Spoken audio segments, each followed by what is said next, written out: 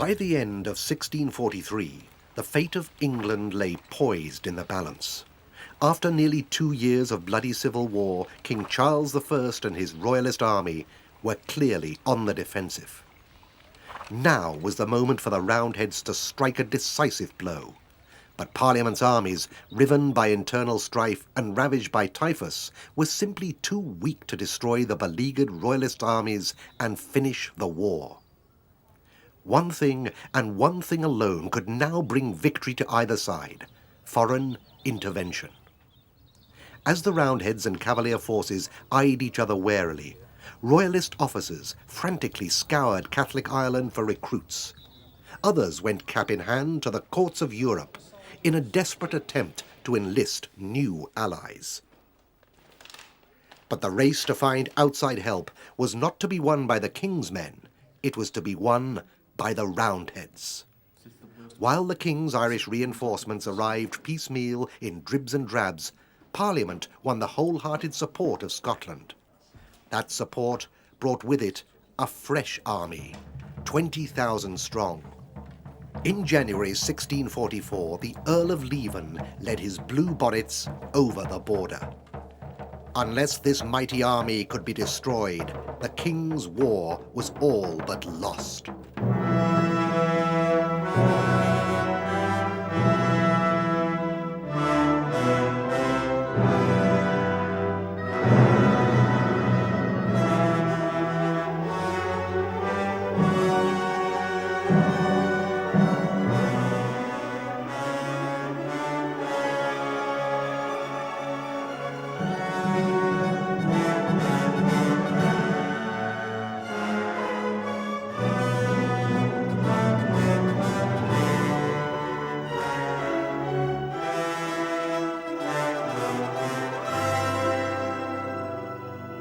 The causes which eventually led 5 armies to face each other on Marston Moor outside the ancient city of York in July 1644 were many and complex.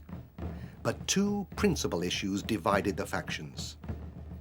The first was whether the country was to be governed by the king alone as the Lord's anointed, or by the will of his people, as represented by Parliament.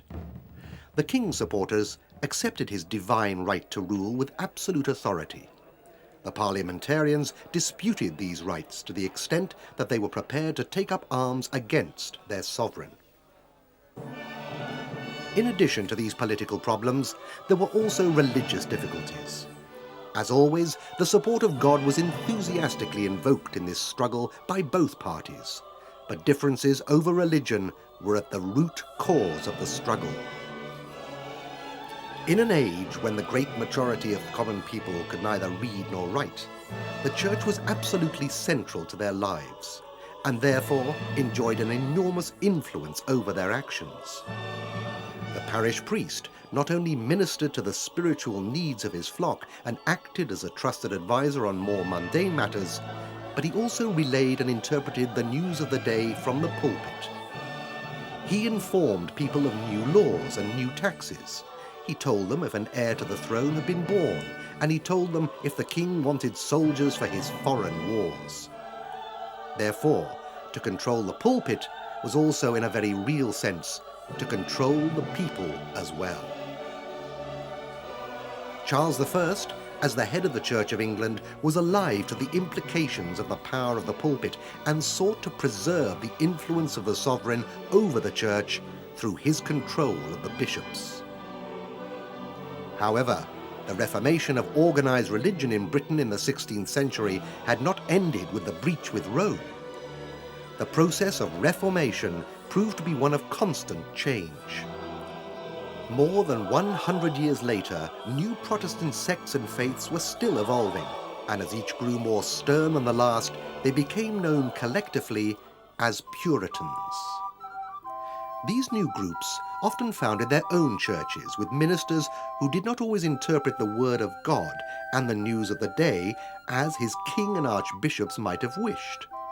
Ultimately, a struggle for control of the form and manner of worship would erupt into a full civil war, with the king's supporters generally in favour of the old-style Church of England and the parliamentarians broadly allied to the forces of continual reformation. In Scotland, the situation was even more difficult for Charles. The Church of Scotland was a far more radical church than the Church of England. Its Presbyterian organisation meant that the church was governed by elders of the various parishes, with no permanent hierarchy to rule over them. It was therefore impossible for a sovereign to exercise the kind of control which Charles enjoyed over the Church of England. Undeterred, Charles made an ill-judged attempt to impose Anglican forms of worship on the Scots Church. Ironically, it was this endeavour to browbeat the Scots into accepting the Anglican religion which was to set him on the road to what has become known to posterity as the English Civil War. Prayer books, incense, regalia, and above all the king's bishops were absolute anathema to the majority of Scots. They flatly refused to accept Charles's attempted reforms. To them, Anglicism appeared to hearken back to Rome and to destroy the spiritual and democratic independence of the Presbyterian Church of Scotland.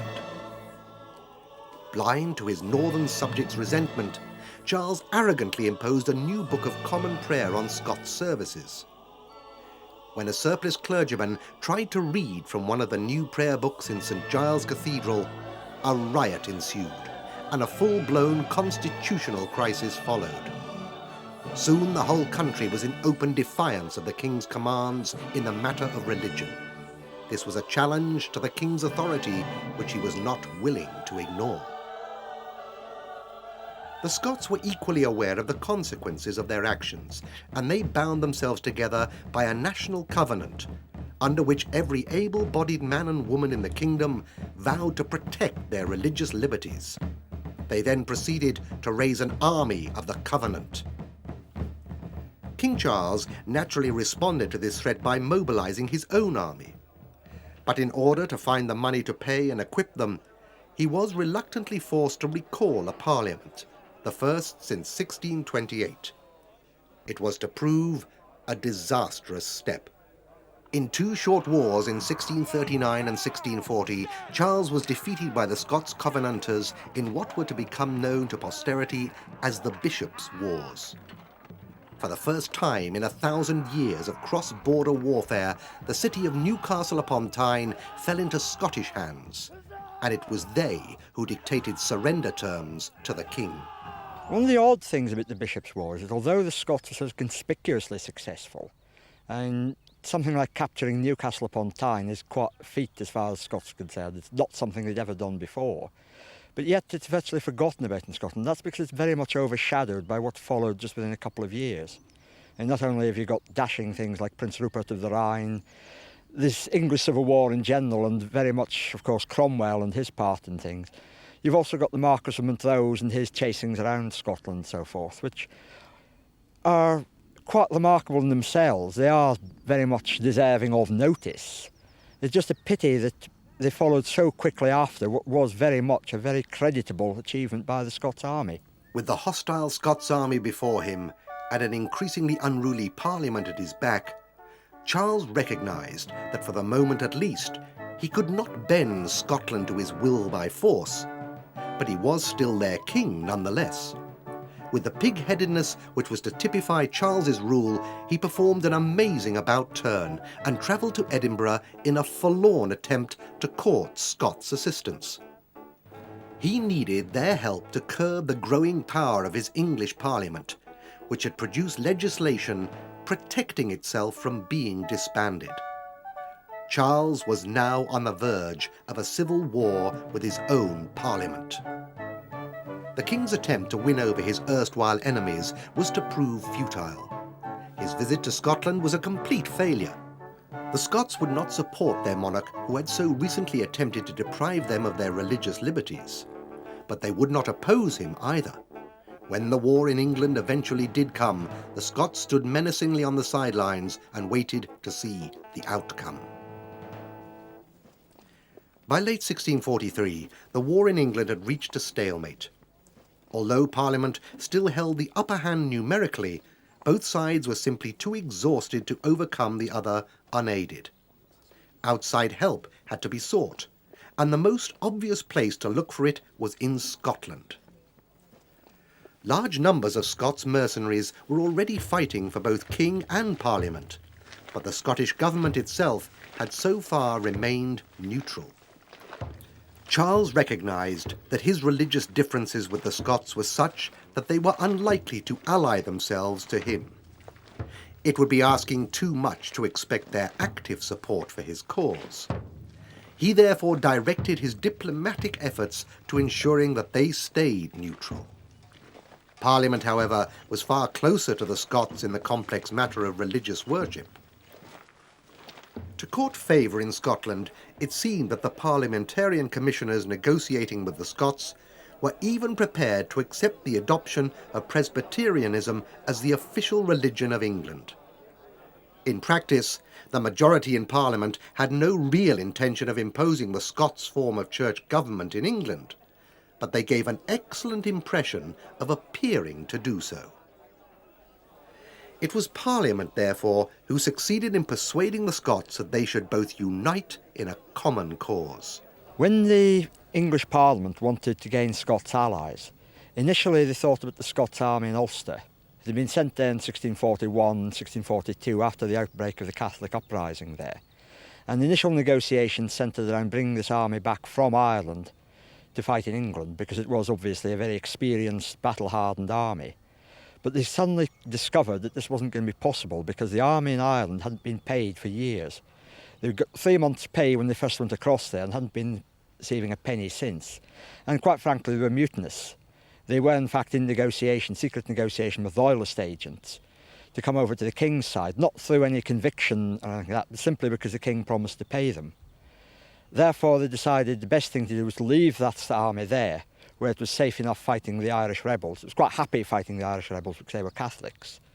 And instead to raise a new army on the same basis by universal conscription throughout Scotland, and then use that army of 20,000 men to invade. On the 25th of September 1644, the Solemn League and Covenant was signed, committing the Scots to intervene in the civil war on the side of Parliament. In 17th century Scotland, armies were not raised by beating up for volunteers, as was the case in England, but by a form of conscription. The Scots regiments were territorially based, and local communities often took a great pride in raising their own regiments and following their progress with keen interest. From time immemorial, when troops were required, a muster or wappenshaw would be held in each Scottish district. At this muster, equipment was inspected and the names were taken of each unmarried man between the ages of 16 and 60 who was fit for military service. Once the orders were actually given for mobilisation, 1 man in 4 from the list was to be called up. The sheriffdom in which he was raised was responsible for kitting him out and paying him for the first 40 days of his service. And only after that time did his upkeep become the government's responsibility. In the years before the Great Civil War, thousands of Scots had served overseas in the various armies engaged in the German wars. Now, in order to make the best possible use of their experience, it was directed that while each colonel of each regiment should naturally be a local nobleman, his second in command was to be a professional soldier. This sound principle applied throughout the army. Side by side in each regiment, there were to be found 2 quite different kinds of soldier, musketeers and pikemen. The musketeers accounted for about 2/3 of the regiment's strength and were armed with matchlock muskets. These were simple muzzle-loading weapons, fired by means of a piece of match or slow-burning fuse. The pikemen were armed with 16-foot-long pikes, and although they were expected to fight against other pikemen, when the fight came to close quarters, their real task was to protect the musketeers against enemy cavalry. Like their English counterparts, most Scots cavalrymen wore little armour. Often a thick leather buff coat and a helmet was considered enough, but some of them were armed quite differently. In battle, Scots cavalry regiments were normally formed up into two squadrons. One of them was composed of men armed with swords, pistols and carbines in the usual manner. The other was often armed with lances, a weapon which had gradually fallen into disuse in much of Europe, and which was now quite unknown in England. The general commanding this mighty host was himself one of the most highly regarded professional soldiers in Christendom. Alexander Leslie, the recently created Earl of Leven. On the 19th of January 1644, Alexander Leslie, the Earl of Leven, led his blue-bonneted army across the River Tweed into the north of England. Alexander Leslie was a very experienced general, really was one of the first rank. And although there were some who were ready enough to criticise him as being too old and past it by the time of the Civil War, he did actually show that he did have a very firm grip of strategy. He may not have been quite so good on tactics, and he completely misread the situation at Marston Moor. But he was the one who actually got the Scots army down there, and many a Civil War general would have sat down outside the city of Newcastle in order to try and clear his supply lines before moving further south. But he saw very clearly that his first priority was to destroy the Royalist field army, and that's why he brought the army down. The north had been won for the king by the Marquis of Newcastle's victory over the northern parliamentarians at Odd-Walton Moor. Since then, it had been a secure rear area for the Royalists.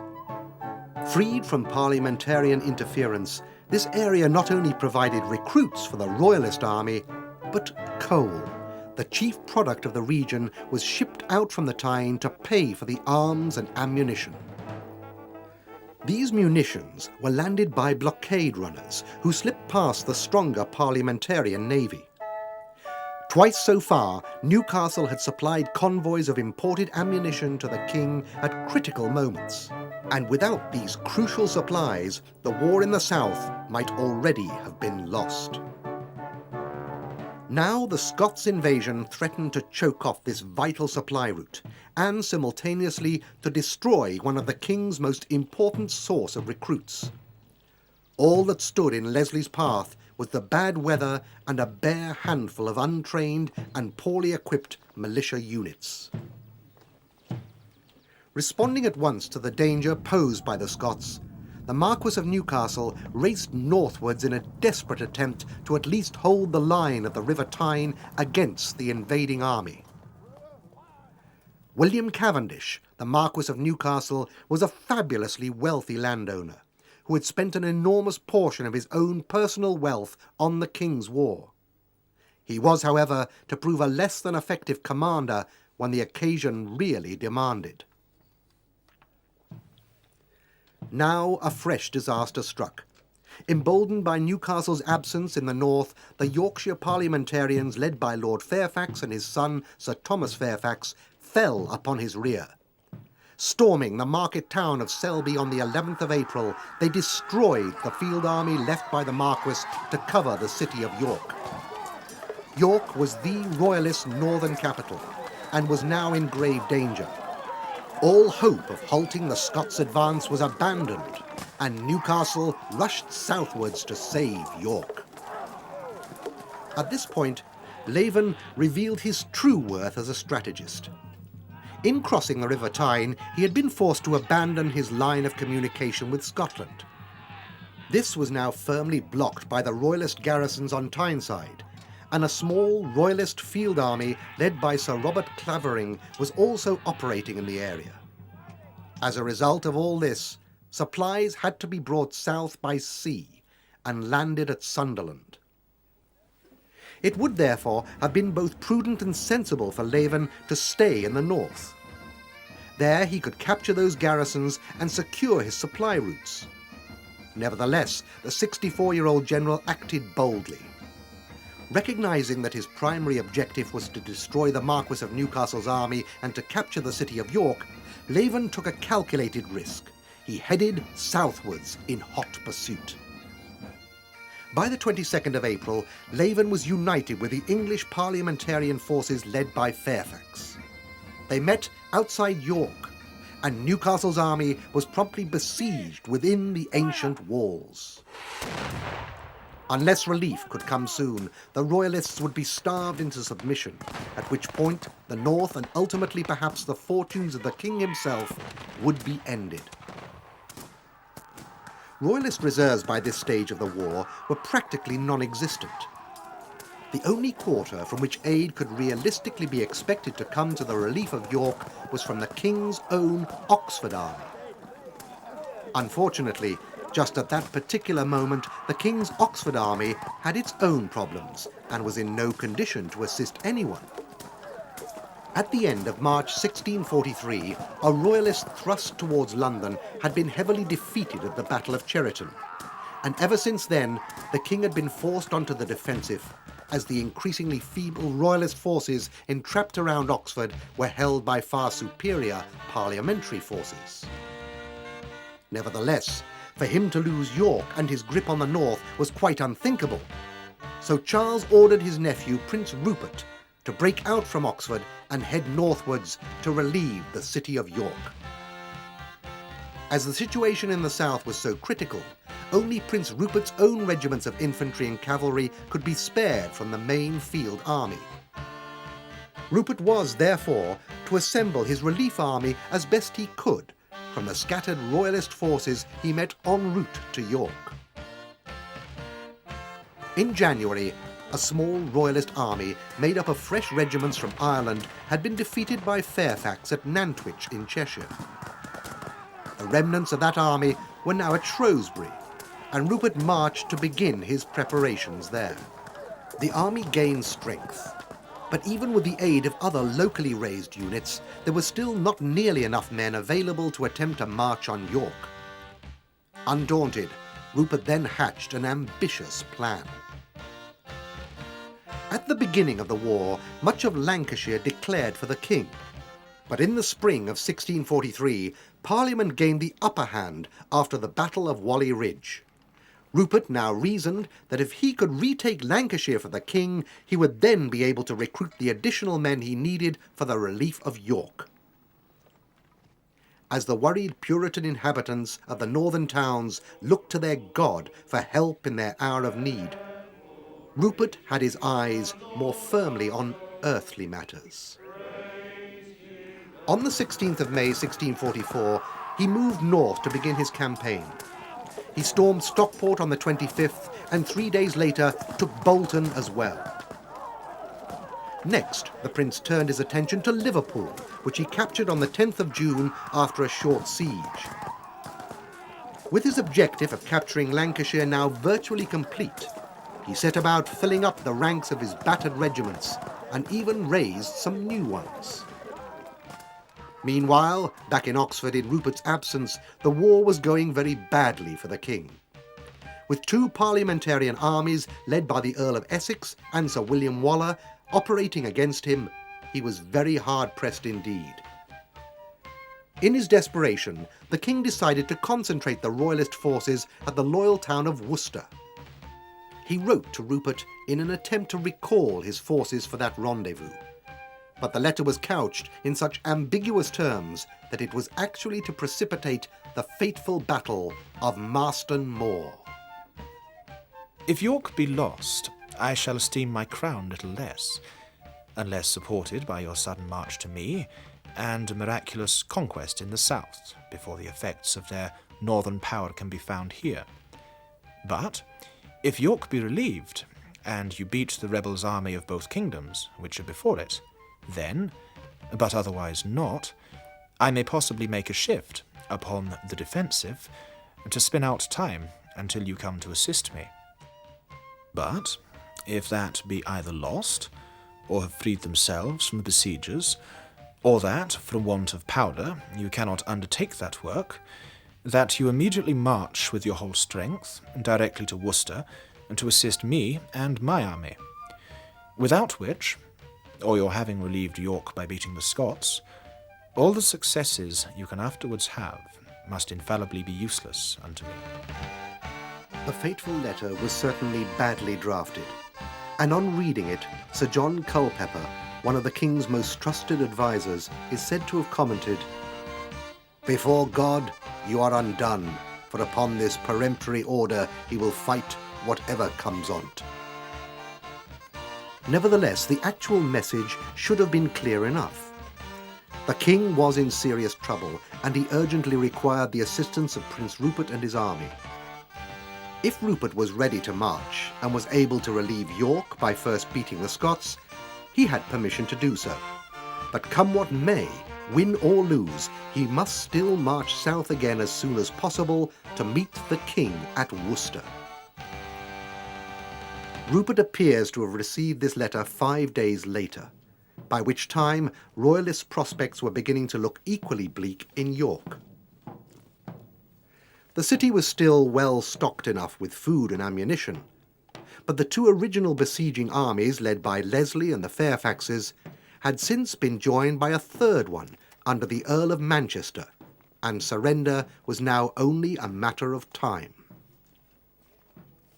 Weighing up all the options, Rupert quickly came to a decision. If he marched at once to rejoin the king, York would certainly be lost. On the other hand, the king's letter hinted that he still had a few days' grace. So, once again displaying the single-minded determination which is so typical of him, Rupert decided to chance his luck and relieve York first. The problem remained, however, that the three armies besieging York still outnumbered his own by at least 2 to 1. He had taken on such odds before and emerged triumphant, but this time, with so much at stake, he knew he had to considerably reduce the odds before he could risk a battle. His solution was once again bold and imaginative, and it very nearly worked. Setting off across the Pennines, he reached the small market town of Knaresborough on the 30th of June. By that time, the Allied Commander-in-Chief General Leslie knew that he was coming, and next day he assembled the three Allied armies to fight the approaching Royalists on Marston Moor, a broad stretch of open ground about 5 miles west of York. To their surprise, however, there was no sign of the Royalists that day. Instead of marching due eastwards from Knaresborough, Rupert had struck northwards. He crossed one tributary of the River Ouse at Boroughbridge, and then another at Thornton Bridge, before turning south again, having completely outflanked the Allies. That night, as his weary infantry flung themselves down to rest, Rupert's cavalry pushed on to York and relieved the city to the untrammelled joy of its weary defenders. Together, the two Royalist armies now mustered a total of 6,000 cavalry and 11,000 infantry. Although he was still slightly outnumbered by the Allies, Rupert now had enough men to fight his battle on roughly equal terms, or so he thought. The problem was that the troops in York did not share his martial enthusiasm. Having just weathered a long siege, the men of the Marquis of Newcastle's army were in no mood for a fight. And, crucially, neither was his Scottish Chief of Staff, Lord Ethan. Ethan's basic problem was that while he had been happy enough to fight against the English parliamentarians, he was less than happy at the prospect of fighting against his own fellow countrymen. Indeed, many of Newcastle's men were Scots, and they had already abandoned him to rejoin their country's army. Realizing that the city had been relieved, the Allies abandoned any plans for a further siege and instead moved southwards, in the hope of trapping Rupert once he moved south himself. With the city relieved, Ethan argued that there was no need whatever to rush into battle immediately. Both of the Royalist armies were exhausted, and it would be much better to rest them for a few days before moving out to fight the Allies. On the other hand, Rupert still had the king's letter which summoned him to rendezvous at Worcester. He believed he could not afford to delay even for a single day. Furthermore, if he marched south without beating the Scots, there would of course be nothing to prevent them from coming back to resume the siege once he was gone. There was no alternative, he argued, but to fight and to fight now. Reluctantly, Newcastle and Ethan bowed to his wishes. What Prince Rupert could not know, however, was that just 3 days earlier the king had actually defeated the army of Sir William Waller at Croppedy Bridge. The pressure was relieved, and he no longer needed Rupert's assistance in the south. With the primitive communications of the day, however, Rupert could not know of this good news.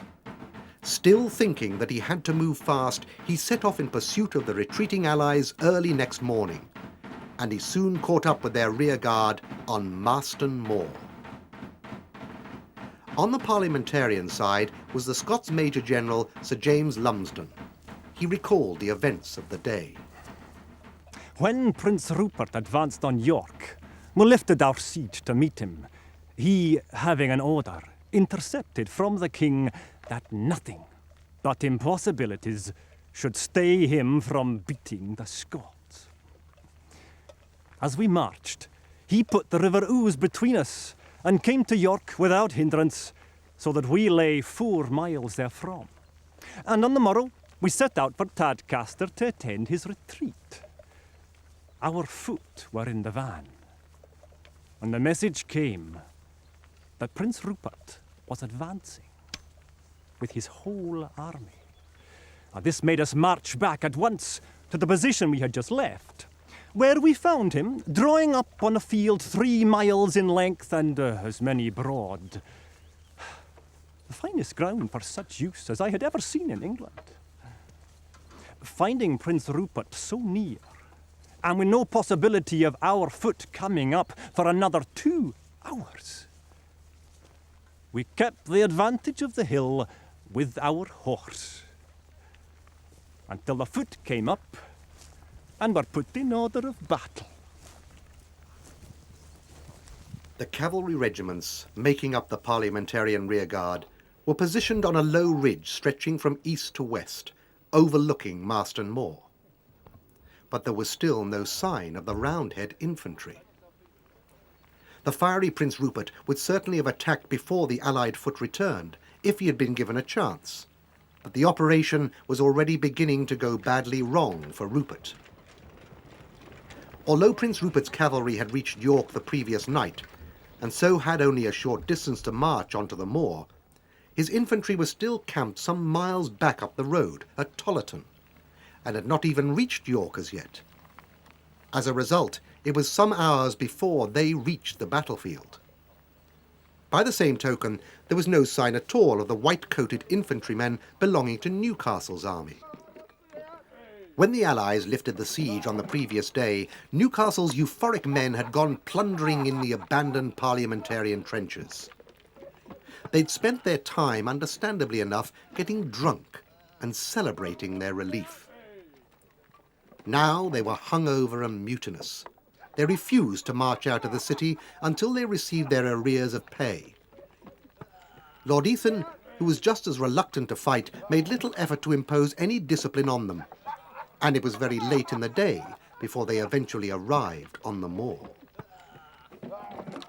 The delay had given the Roundheads the time they needed to regroup the 3 armies, and now they could count on a single force, 7,000 cavalry and 20,000 infantry.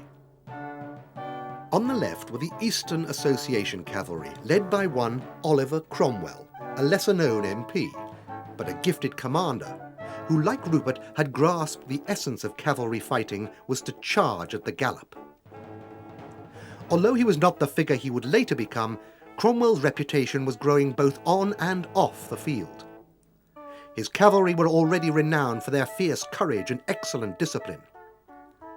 Behind Cromwell's men were a brigade of cavalry under a professional soldier named David Leslie. These soldiers were destined to play a crucial role in the battle. In the centre stood the combined Allied infantry of the 2 armies, commanded by 2 more Scots professionals, Lawrence Crawford and Sir James Lumsden. On the right wing was Fairfax cavalry and another Scots brigade. The Royalist dispositions left much to be desired. Rupert had intended that Newcastle's and his own should be drawn up side by side. However, the late appearance of the northern infantry meant that his own men had to be spread thinly across the front, while the latecomers eventually grouped together at the rear. Rupert assumed that it was too late in the day to fight. The battle would be fought on the morrow. But the Earl of Leven had other ideas. After all, he reasoned, a summer's night is as long as a winter's day. No sooner had the Royalists begun to relax when the Allied army rolled down off the ridge and crossed the moor at a running march to attack the unsuspecting Royalists. Earlier that day, the Royalists had lined the ditch with musketeers, but this thin skirmish line was quickly overrun as the infantry came forward. On the left, Cromwell's men crashed into Lord Byron's cavaliers. Almost at once, Byron gave way, but then Cromwell was countercharged by the Royalist second line, led by Prince Rupert himself. In the swirling melee, Cromwell received a slight wound and hastily retired from the field in order to have it dressed. Undaunted, David Leslie brought up his brigade of lancers, and with the enthusiastic support of some parliamentarian infantry, commanded by another Scots mercenary named Lawrence Crawford, he sent Rupert's cavaliers fleeing backwards towards York. As if to compensate for this reverse, however, on the other flank, disaster had struck the Roundheads. As Sir Thomas Fairfax led his cavalry forward across the ditch, he ran into a storm of musketry, and was then charged by two Royalist cavalry brigades under Lord Goring and the grim Sir Marmaduke Langdale. At first, Fairfax did well and routed the two regiments which Rupert had posted on that wing. Unfortunately, as he looked around for support to exploit his success, his cavalry was swept aside by Goring's triumphant cavaliers. As the parliamentarians fled, Sir Thomas saved himself by plucking the white paper from his hat which identified him as one of the Allies, and rode alone to join Cromwell on the victorious right flank. Encouraged by the success of Langdale, Sir Charles Lucas then charged forward at the head of the Royalist reserves. The undefended flank of the Allied infantry had been exposed by the flight of Fairfax's men, and Lucas, with his fresh cavalry, carved deep into it. Regiment after regiment of Scots infantrymen took to its heels and ran. One witness described how a great shoal of Scots ran past him crying out, "Waste us, we're undone!"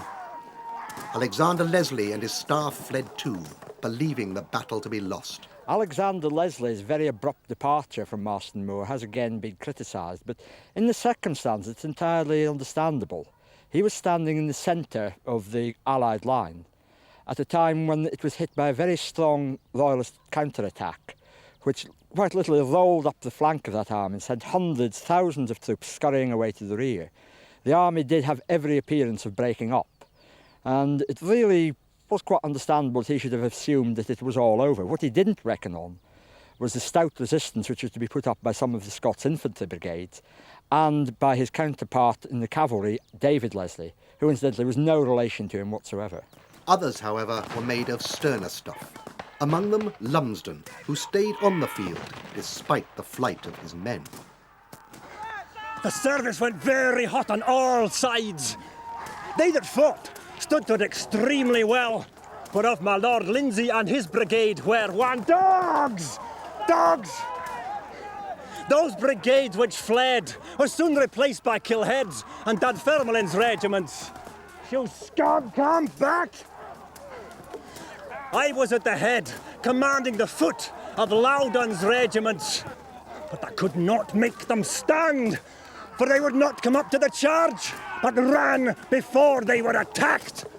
You dogs! The enemy, of course, charged at once, and our greatest losses were among these regiments. Despite the flight of many of the Scots regiments, two Scots units, standing on the extreme right of the Allied front line, formed a hedgehog of pikes against the cavalry and stood like a rock, giving a trio of Scots officers the chance to turn the tide. First, Lieutenant General William Bailey rallied the four regiments in the crumbling centre, and as the Cavalier assault broke upon the resolute schiltrons of pikemen, the crisis was averted almost as quickly as it had arisen. At much the same time, Cromwell judged it safe to rejoin David Leslie in a renewed attack upon the Royalist right flank. Sir Thomas Tyldesley struggled vainly to hold them as the combined Allied cavalry and infantry destroyed his Royalist regiment. Prince Rupert himself had been ignominiously chased into a bean field by the victorious Allied cavalry, and in his absence, with ammunition running low, a general retreat began. So far, Newcastle's white-coated infantry had played no real part in the battle. But now, when they tried to withdraw eastward in good order, they found their line of retreat blocked by the Atterwith enclosures. As the Allies closed in, they turned at bay behind the ditches and hedges, and a fierce fight of renewed intensity began. The outcome of the battle once more hung in the balance. That balance looked like being finally tipped in favour of the Royalists. Near Long Marston, Lord Goring had gathered up his victorious cavaliers and was forming them for another charge. A heavy Royalist counterattack now could have had devastating consequences. Realising the danger, David Leslie had now taken command of the horse on the left wing, and he sent Oliver Cromwell to deal with Goring, while he and his Scots took on the stubborn Whitecoats. At first, Leslie was unable to make any impression on this defiant band. But then he brought up Colonel Fraser's dragoons. Dismounting, they poured a volley into the Whitecoats at point-blank range, and as the pikes came tumbling down, Leslie sent his men into the gap. Unable to retreat, but still stubbornly refusing to surrender, the Whitecoats at last went down in a bitter struggle to the last man. The long day was drawing on, but Cromwell had still time enough to see off Goring's remaining cavaliers. One thing that Cromwell stands out for, and he's known for, is the discipline of his mounted troops, which was quite at variance with the corresponding discipline of Rupert, for instance. What tended to happen, well, what did happen on the Royalist left wing at Marston Moor was that as the cavalry broke through the parliamentary right wing, they then went on to plunder the baggage train, which was a fairly standard practice in the Royalist armies. Cromwell's troops, the Ironsides, didn't do that. What Cromwell was able to do was to pull them back after the charge, after they'd broken the enemy, halt them, then dispatch troops to pursue the broken enemy, but he was then able to wheel with a body still intact and attack the infantry, which of course gave enormous weight to the infantry battle. I mean, at Marston Moor, it's almost, in some ways, it's very similar to what happened at Naseby. The infantry was in trouble, was having a lot of pressure put on it by Royalist cavalry and the Royalist infantry, and began to break. And it was at that point, as Fairfax rode round to Cromwell, that Cromwell was able to intervene with intact cavalry and, as it were, chase off the Royalist attack. And I would say in that way Cromwell more or less saved the day at Marston Moor, as he did at Naseby. Although one should not forget the contribution of the Scots. Cromwell has been severely criticised for dismissing the Scots as a few Scots behind him in a letter after the battle. But I think it's fairly clear that Leslie's troopers played a significant part in the battle as well, and without their help, I think again the parliamentary infantry would have been in trouble. By now the Royalists must have already known that the battle was lost, and in the ensuing melee they were routed just as swiftly and decisively as Fairfax was. James Lumsden witnessed the action. The horse on our right wing were beat, although my Lord Eglinton and his men distinguished themselves. Our left flank of horse, under the command of General Cromwell and General Leslie, carried themselves bravely, and under God were responsible for our victory. Though Manchester's foot also did good service under the command of Major General Crawford, we lost Lord Dudhope and Lieutenant Colonel Bryson, 2 captains and some soldiers, but we took Sir Charles Lucas and Major General Porter, and some colonels and some of their officers. and sundry of their chief officers were killed. We slew more than 2,000 of them. Took 200 prisoners, 20 cannon, which was all they had, all their ammunition, all their baggage, 10,000 arms, all their foot colours, and many horse cornets.